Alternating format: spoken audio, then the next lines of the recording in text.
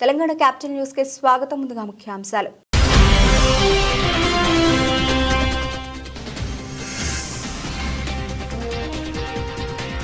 జన్మతః పౌరసత్వాన్ని రద్దు చేస్తా, సిటిజన్షిప్ పై పేజీ పెడుతున్న ట్రంప్.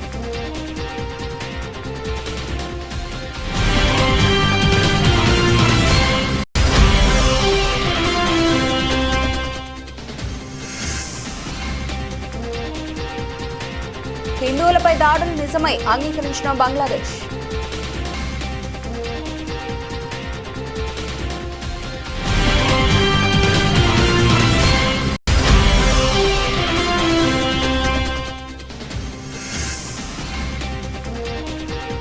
వారికి ఫోన్లు చేసి వేధించేవారు. కేంద్ర మంత్రి నిర్మలా సీతారామన్ సంచలన వ్యాఖ్యలు.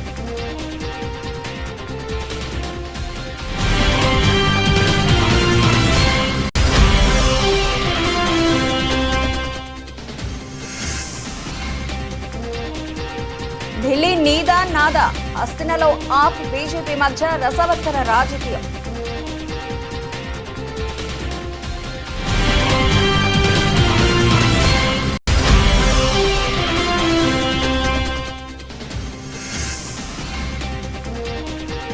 షార్ట్ లిస్ట్ రెడీ, సంక్రాంతికి విడుదల. ఢిల్లీకి చేరిన తెలంగాణ కాంగ్రెస్ రాజకీయం.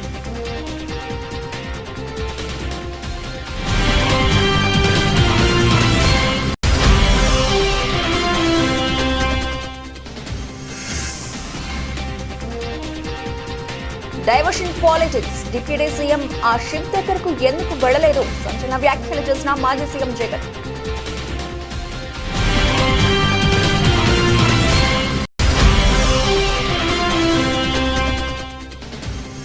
ఆసీస్ పర్యటనలో భారత్ కు ఘోర పరాభవం. స్మృతి మంధాన శతకం వృధా. మూడో వన్డేలోనూ టీమిండియాకు తప్పని ఓటమి.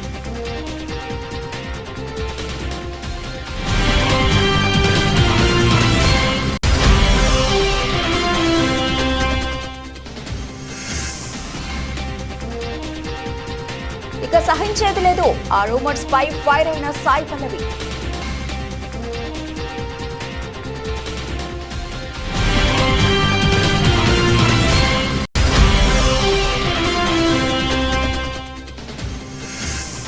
రిజర్వ్ బ్యాంక్ ఆఫ్ ఇండియా కొత్త గవర్నర్ గా సంజయ్ మల్హోత్రా.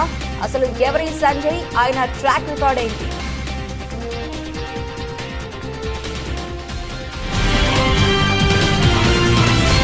రెడ్డిగా డీటెయిల్స్ లోకి వెళ్తే, అమెరికా నేలపై జన్మించే వారికి హక్కుగా దక్కే పౌరసత్వాన్ని రద్దు చేసే యోచనలో కాబోయే అధ్యక్షుడు డొనాల్డ్ ట్రంప్ ఉన్నారు.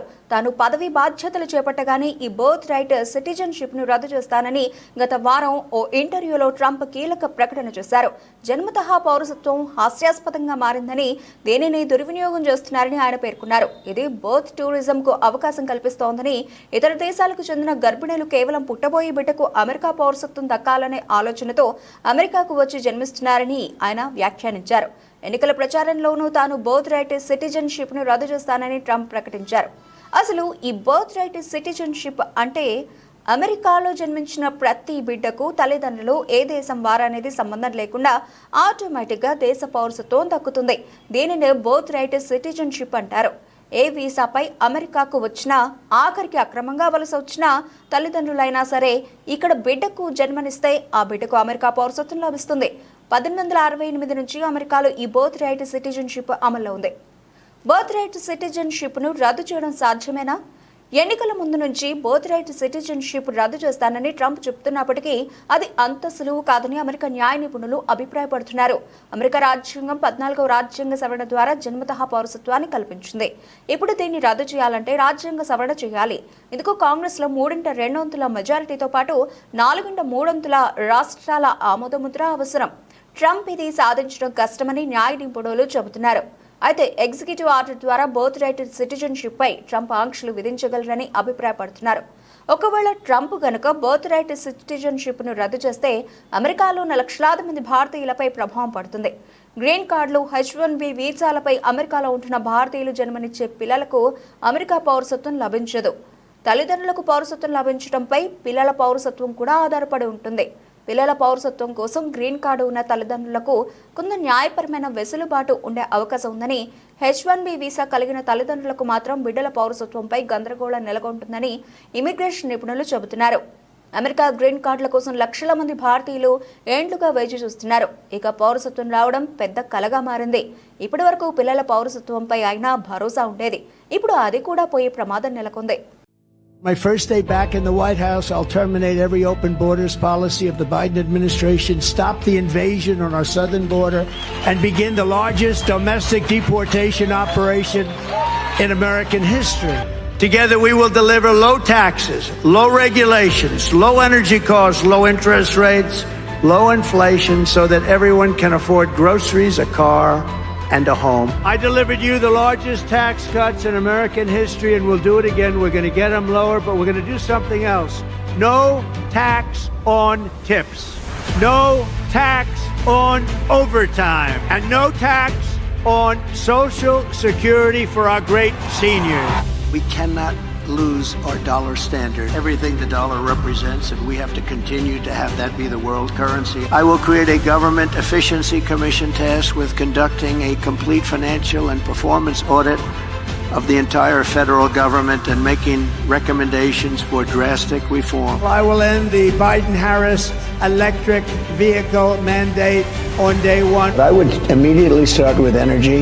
I would drill, baby, drill. Massively raise wages for American workers and make the United States into a manufacturing powerhouse. Your wages will rise, your costs will fall, your job opportunities will grow. I will make a record investment in hiring, retention, and training for police officers.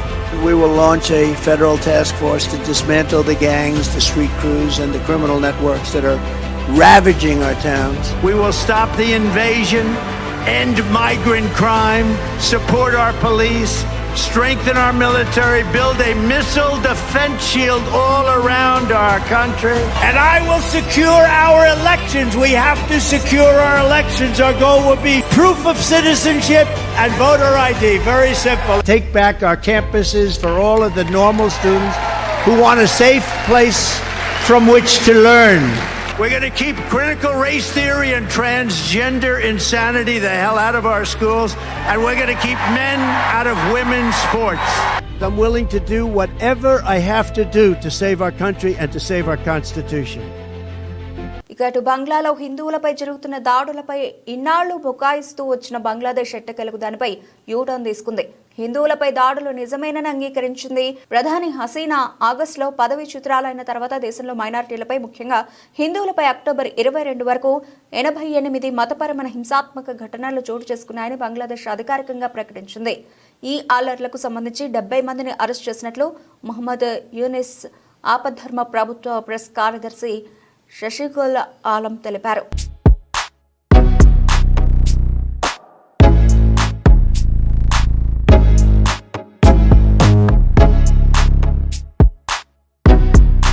ప్రభుత్వ రంగ బ్యాంకులను కేంద్ర ప్రభుత్వం తమ మోసపూరిత మిత్రులకు అపరిమిత వనరుగా ఉపయోగిస్తోందని కాంగ్రెస్ ఎంపీ రాహుల్ గాంధీ ఆరోపించిన విషయం తెలిసిందే. రాహుల్ వ్యాఖ్యలపై కేంద్ర ఆర్థిక శాఖ మంత్రి నిర్మలా సీతారామన్ మండిపడ్డారు. ఆయన విమర్శలను తిప్పికొట్టారు. ప్రభుత్వ రంగ బ్యాంకులను యూపీఏ హయాంలో తమ బంధుమిత్రులు చీకటి వ్యాపారుల కోసం ఏటీఎంలా వాడుకున్నారంటూ విరుచుకుపడ్డారు. తాము చెప్పిన వారికి రుణాలు ఇవ్వాలని బ్యాంకు సిబ్బందికి ఫోన్లు చేసి వేధించేవారని నిర్మలా సీతారామన్ ఆరోపించారు. కానీ నరేంద్ర మోదీ హయాంలో బ్యాంకులు, ప్రత్యేకంగా ప్రభుత్వ రంగ బ్యాంకులు గణనీయమైన పురోగతి సాధించాయని తెలిపారు.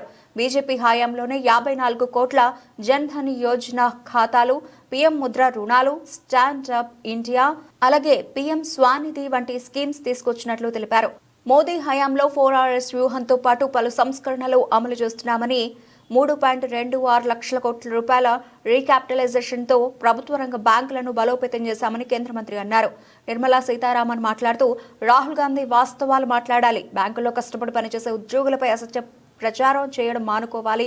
ముందుగా ఆయన బ్యాంకింగ్ సెక్టార్పై అవగాహన పెంచుకోవాలి. యూపీఏ హయాంలో బ్యాంకులను ఏటీఎంలా వాడుకున్నారు. కాంగ్రెస్ నేతలు చెప్పిన వారికే రుణాలు ఇవ్వాలని ప్రభుత్వ రంగ బ్యాంకుల్లోని సిబ్బందికి ఫోన్లు చేసి వేధించారు. రుణాలు ఇవ్వని పక్షంలో వారిని టార్గెట్ చేసేవారంటూ పేర్కొన్నారు.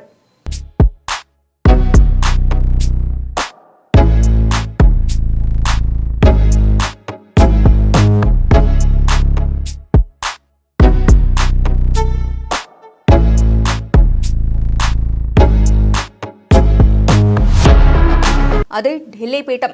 ఆధిపత్యం కోసం ఒక పార్టీ పోరాటం, జెండా పాతాలని మరో పార్టీ ఆరాటం, ఉనికి చాటుకోవాలని ఇంకో పార్టీ వ్యూహం. మొత్తానికి హస్తినలో రాజకీయం వింటర్లోనూ వేడి పుట్టిస్తోంది. నిజానికి వచ్చే ఏడాది ఆరంభంలోనే ఢిల్లీ అసెంబ్లీకి ఎన్నికలు. కానీ హస్తినలో హస్తగతం చేసుకోవడానికి ఇప్పటి నుంచే కొదమ సింహాల్లా తలపడుతున్నాయి అధికార ఆమ్ ఆద్మీ పార్టీ, కేంద్రంలోని ఎన్డీఏ. ఢిల్లీ నీదా నాదా, సత్తా చాటేదెవరో తేల్చుకుందాం రా, సై అంటే సై, తగ్గేదేలే, ఇలా సాగుతోంది హస్తినలో ఆప్ బీజేపీ మధ్య రసవత్తర రాజకీయం. ఒకరిపై ఒకరు విమర్శలు తీవ్రమయ్యాయి. ఎన్నికలే లక్ష్యంగా ప్రజలను ఆకట్టుకునే పథకాలు, మేనిఫెస్టోల రూపకల్పనలో బిజీ అయ్యాయి. అదే సమయంలో అవినీతి అక్రమాలపై ఒకరిపై మరొకరు దుమ్మెత్తి పోసుకుంటున్నారు. కేజ్రీవాల్ మాత్రం సింగిల్ గానే ఎన్నికల బరిలోకి దిగి బీజేపీతో తాడో పేడో తేల్చేసుకుంటున్నానంటున్నాడు. అన్ని రాష్ట్రాలు ఒక ఎత్తు, ఢిల్లీ ఒక్కటే ఒక ఎత్తు. 600 ఏది ఏమైనా ఆ ఒక్కటి కొడితే చాలు, హస్తిన దక్కితే దేశంలో కమలానికి తిరుగుండదు. ఇది బీజేపీ ఆలోచిస్తున్న తీరు. ఎలాగైనా హస్తిన చేజారకూడదు. ఎత్తులకు పై ఎత్తులు వేసినా సరే క్లీన్ స్వీప్ చేయాలి. ఆధిపత్యాన్ని నిలబెట్టుకోవాల్సిందే, అది ఒంటరిగానే అని బీజేపీ ప్లాన్ వేస్తోంది.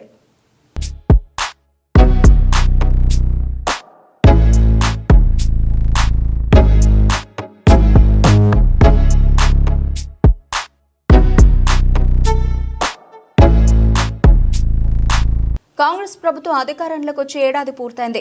ఇప్పటికీ సీఎం రేవంత్ రెడ్డి సహా మరో 11 మంది మంత్రులతోనే రేవంత్ సర్కార్ నడుస్తోంది. ఇంకా మరో 6గురికి కేబినెట్లో అవకాశం ఉంది. సీఎం రేవంత్ రెడ్డి ఢిల్లీ పర్యటనకు వెళ్లిన ప్రతిసారి కేబినెట్ విస్తరణ జరుగుతుందని బాగా ప్రచారం జరిగింది. కానీ ఇతర రాష్ట్రాల్లో అసెంబ్లీ ఎన్నికల దృష్ట్యా కాంగ్రెస్ హైకమాండ్ ఆ దిశగా అడుగులు వేయలేదు. కొత్త ఏడాదిలో సరికొత్త జోష్తో తెలంగాణ ప్రభుత్వాన్ని నడిపిస్తానని ఇటీవల సీఎం రేవంత్ రెడ్డి ప్రకటించారు. సీఎం ప్రకటనకు తగ్గట్టుగానే సంక్రాంతిలోపై కేబినెట్ విస్తరణ కోసం తెలంగాణ ప్రభుత్వం సీరియస్ గా ఆలోచిస్తోంది.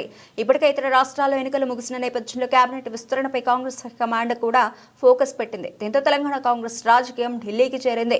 కేబినెట్ లో కొత్త ముఖాల జాబితా షార్ట్ లిస్ట్ చేసుకుని CM Revanth Reddy, deputy CM Bhatti Vikramarka ఢిల్లీలో అధిష్టానం ముందు ఉంచారు.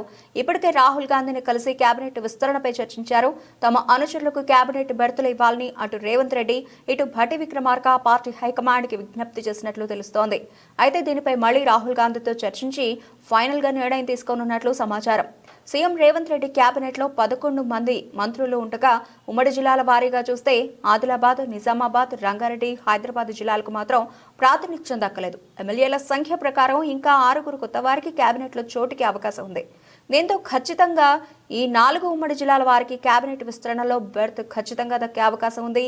ఈ 4 ఉమ్మడి జిల్లాలకు మంత్రి పదవులతో పాటు మిగిలిన మరో 2 పదవులు ఎవరికి, ఏ జిల్లాకు దక్కుతాయనే ఉత్కంఠ తెలంగాణ కాంగ్రెస్ పార్టీలో నెలకొంది. అయితే కేబినెట్ విస్తరణలో మిగిలిన మంత్రి పదవుల భర్తీతో పాటు ఇప్పుడు మంత్రులకు ఉన్న శాఖలు మార్చే అవకాశం ఉందని ప్రచారం జరుగుతోంది.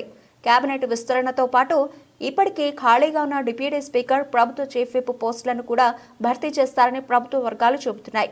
తాజాగా సీఎం, డిప్యూటీ సీఎం ఢిల్లీ టూర్ల నేపథ్యంలో సంక్రాంతి నుంచి పూర్తి సైన్యంతో సీఎం రేవంత్ రెడ్డి పాలనా పరుగులు పెట్టించనున్నారని కాంగ్రెస్ లో జోష్ కనిపిస్తోంది.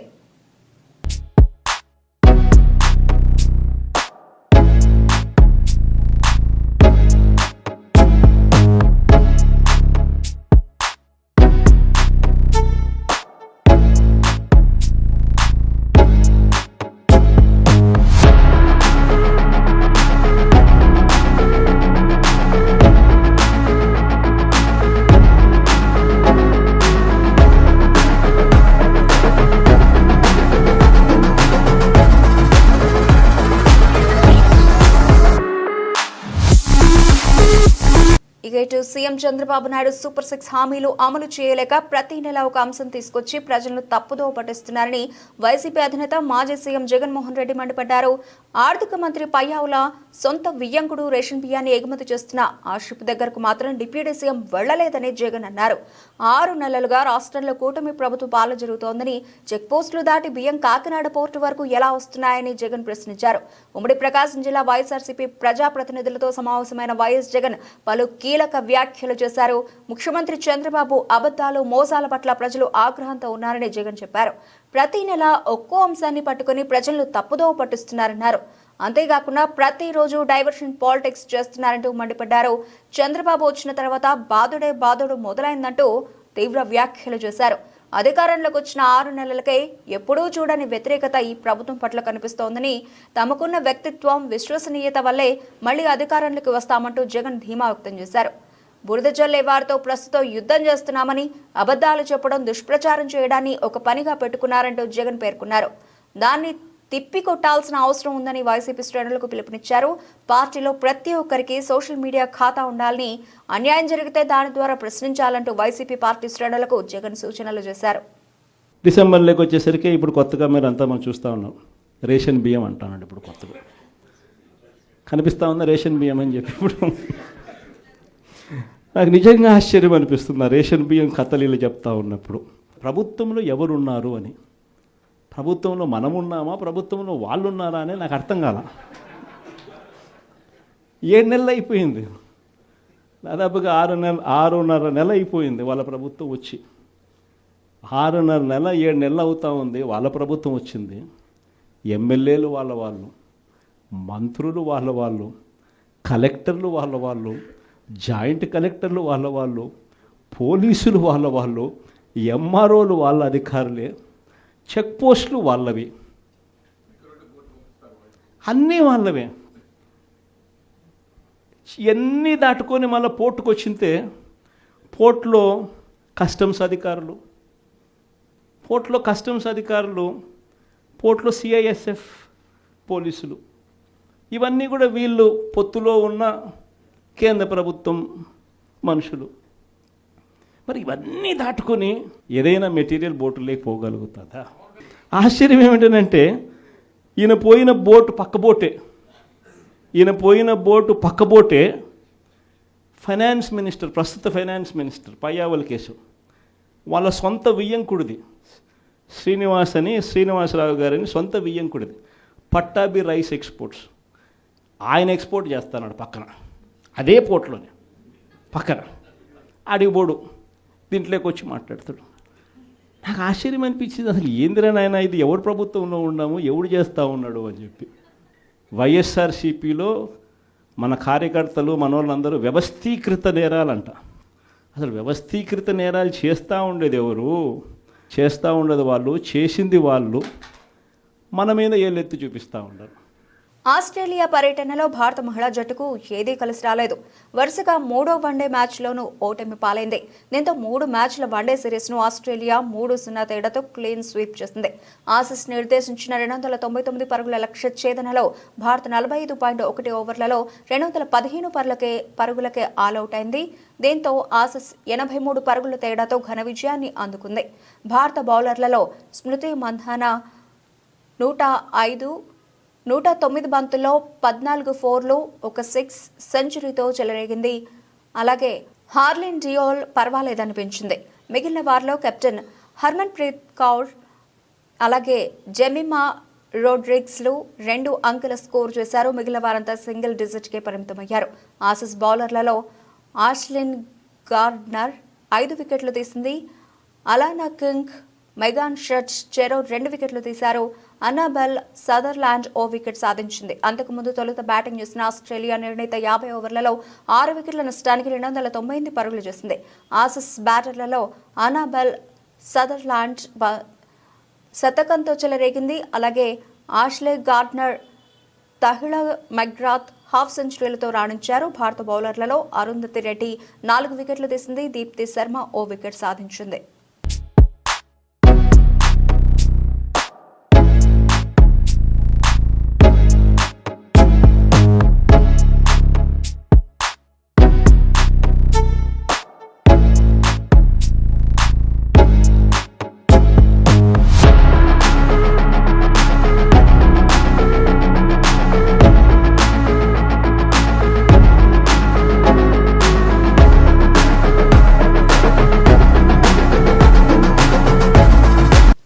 స్టార్ హీరోయిన్ సాయి పల్లవి గురించి ప్రత్యేక పరిచయం అవసరం లేదు. ఇప్పటికే ఎన్నో సినిమాల్లో నటించి భారీ గుర్తింపు తెచ్చుకున్న ఈ బ్యూటీ ఇటీవల అమరర్ సినిమాతో బ్లాక్ బస్టర్ విజయాన్ని తన ఖాతాలోకి వేసుకుంది.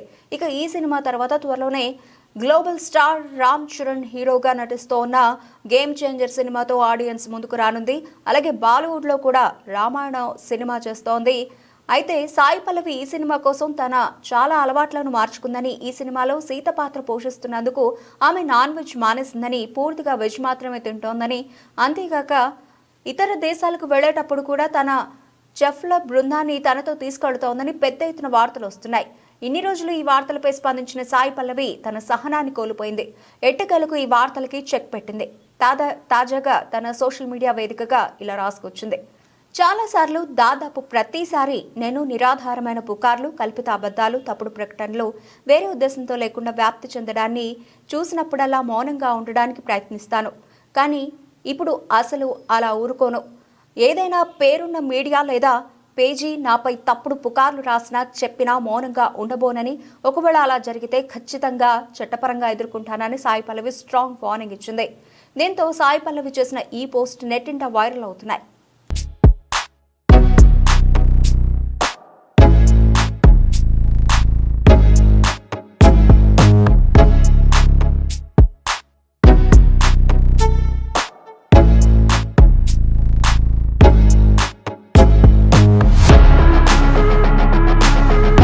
Reserve bank of India governor Shaktikanta Das పదవీ కాలం మంగళవారంతో ముగిసిన విషయం తెలిసిందే.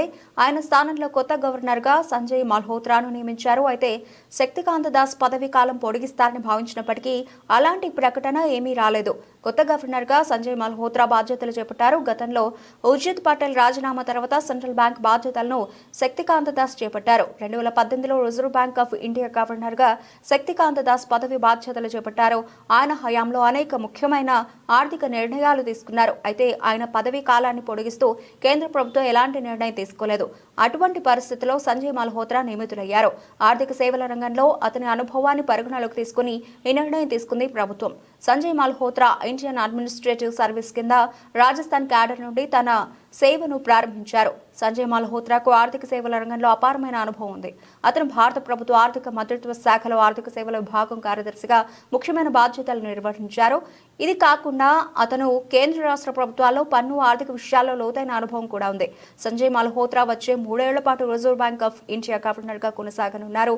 ఆర్బీఐ గవర్నర్గా ఆర్థిక మంత్రిత్వ శాఖలో పనిచేస్తున్న సంజయ్ మల్హోత్రా పనితీరు ఎలా ఉంటుందో చూడాలి.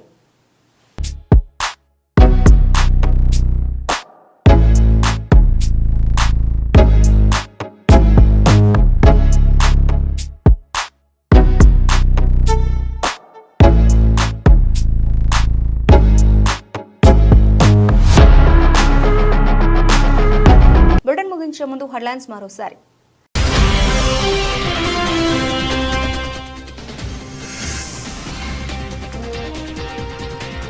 జన్మతః పౌరసత్వాన్ని రద్దు చేస్తా, సిటిజన్షిప్ పై పేజీ పెడుతున్న ట్రంప్.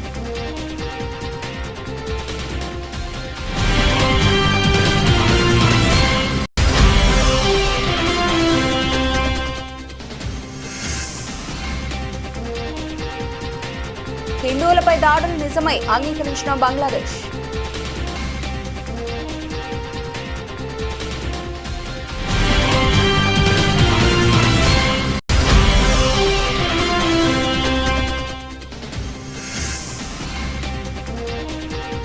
వారికి ఫోన్లు చేసి వేధించేవారు, కేంద్ర మంత్రి నిర్మలా సీతారామన్ సంచలన వ్యాఖ్యలు.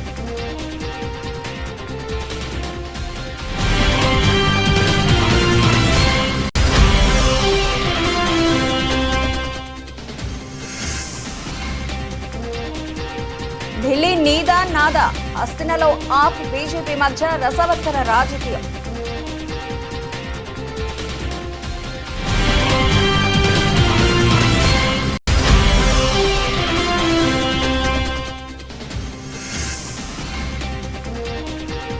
షార్ట్ లిస్ట్ రెడీ, సంక్రాంతికి విడుదల.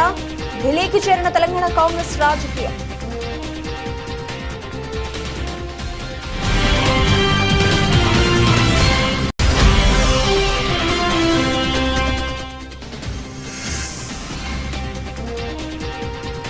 డైవర్షన్ పాలిటిక్స్, డిప్యూటీ సీఎం ఆ షిప్ దగ్గరకు ఎందుకు వెళ్లలేదు, సంచలన వ్యాఖ్యలు చేసిన మాజీ సీఎం జగన్.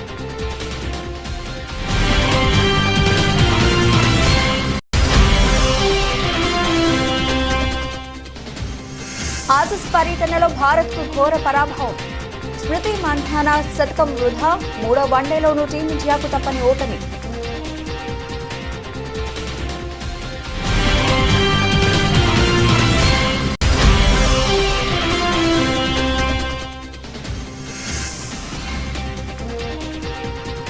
ఇక సహించేది లేదు.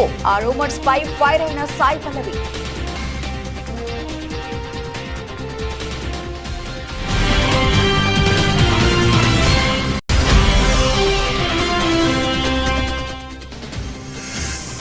రిజర్వ్ బ్యాంక్ ఆఫ్ ఇండియా కొత్త గవర్నర్ గా సంజయ్ మల్హోత్రా.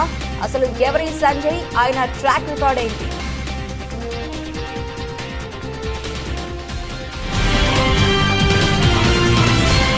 ఇవి ఇప్పటివరకు నవలసిన అప్డేట్స్. మరిన్ని అప్డేట్స్తో మళ్ళీ కలుద్దాం. అంతవరకు సెలవు. నమస్తే.